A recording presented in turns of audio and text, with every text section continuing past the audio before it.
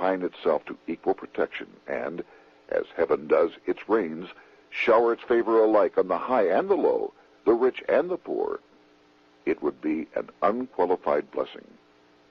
In the act before me, there seems to be a wide and unnecessary departure from these just principles. Later that year, in July 1832, Congress was unable to override Jackson's veto. Now Jackson had to stand for re-election. Jackson took his argument directly to the people. For the first time in U.S. history, Jackson took his presidential campaign on the road. Before then, presidential candidates stayed at home and looked presidential. His campaign slogan was Jackson and no bank. The National Republican Party ran Senator Henry Clay against Jackson.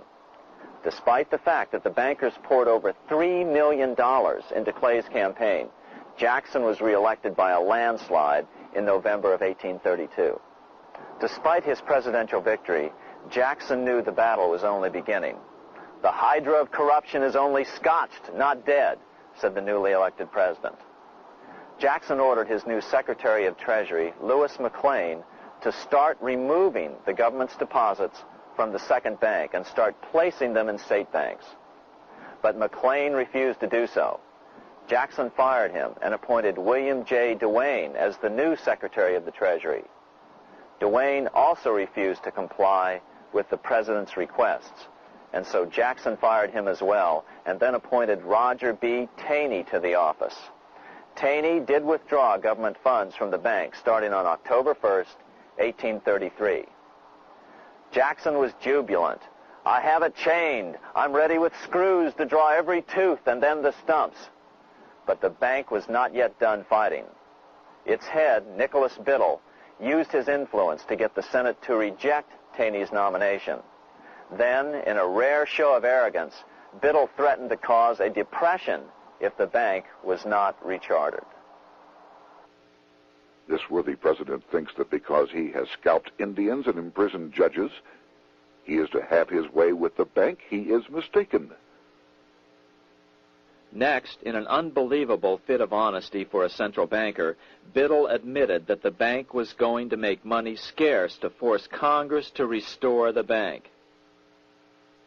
Nothing but widespread suffering will produce any effect on Congress. Our only safety is in pursuing a steady course of firm restriction, and I have no doubt that such a course will ultimately lead to restoration of the currency and the recharter of the bank.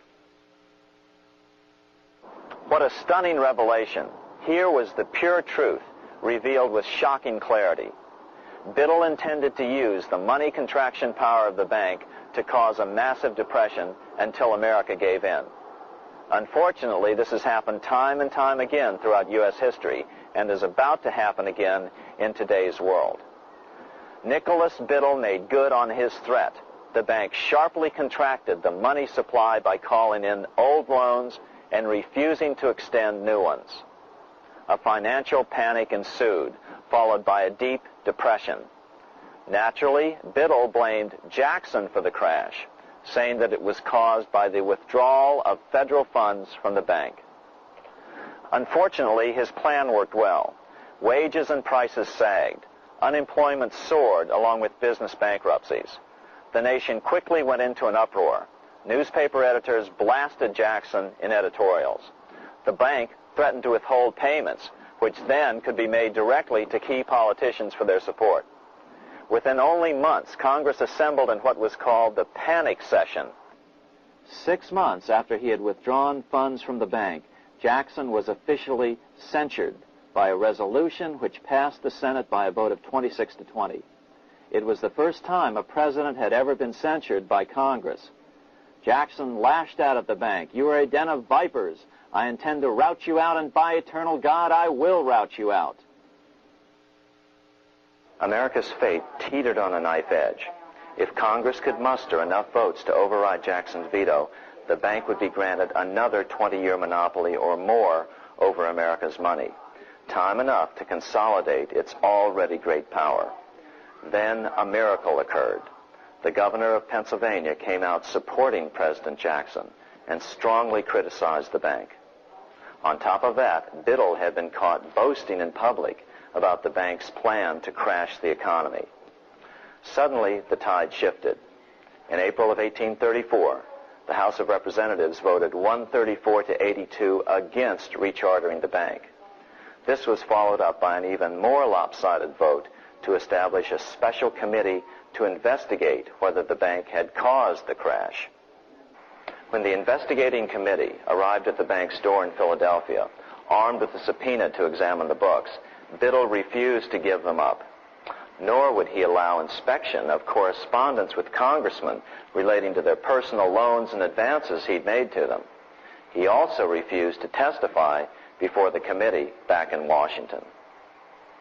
On January 8, 1835, Jackson paid off the final installment on the national debt, which had been necessitated by allowing the banks to issue currency for government bonds rather than simply issuing treasury notes without such debt. He was the only president to ever pay off the debt. A few weeks later, on January 30th, 1835, an assassin by the name of Richard Lawrence tried to shoot President Jackson, but by the grace of God, both pistols misfired. Lawrence was later found not guilty by reason of insanity. After his release, he bragged to friends that powerful people in Europe had put him up to the task and promised to protect him if he were caught. The following year, when its charter ran out, the Second Bank of the United States ceased functioning as the nation's central bank. Biddle was later arrested and charged with fraud. He was tried and acquitted, but died shortly thereafter while still tied up in civil suits. After his second term as president, Jackson retired here to the Hermitage outside of Nashville to live out his life. He is still remembered here for his determination to kill the bank. In fact, he killed it so well that it took the money changers 77 years to undo the damage. When asked what his most important accomplishment had been, Jackson replied, "I killed the bank." Unfortunately, even Jackson failed to grasp the entire picture and its root cause.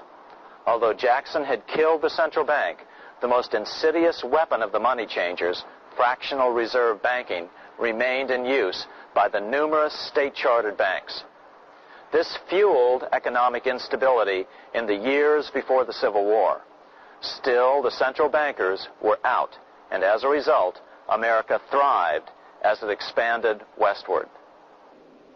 During this time, the principal money changers struggled to regain their lost centralized power, but to no avail. Then, finally, they reverted to the old central bankers' formula: war to create debt and dependency. If they couldn't get their central bank any other way, America could be brought to its knees by plunging it into a civil war, just as they had done in 1812 after the first Bank of the United States was not rechartered. 1 month after the inauguration of Abraham Lincoln, the first shots of the American Civil War were fired here at Fort Sumter, South Carolina, on April 12, 1861. Certainly slavery was a cause for the Civil War, but not the primary cause. Lincoln knew that the economy of the South depended upon slavery, and so before the Civil War, he had no intention of eliminating it. Lincoln had put it this way in his inaugural address only 1 month earlier. I have no purpose, directly or indirectly, to interfere with the institution of slavery in the states where it now exists. I believe I have no lawful right to do so, and I have no inclination to do so. Even after the first shots were fired here at Fort Sumter, Lincoln continued to insist that the Civil War was not about the issue of slavery. My paramount objective is to save the Union, and it is not either to save or destroy slavery. If I could save the Union without freeing any slave, I would do it. So what was the Civil War all about? There were many factors at play. Northern industrialists had used protective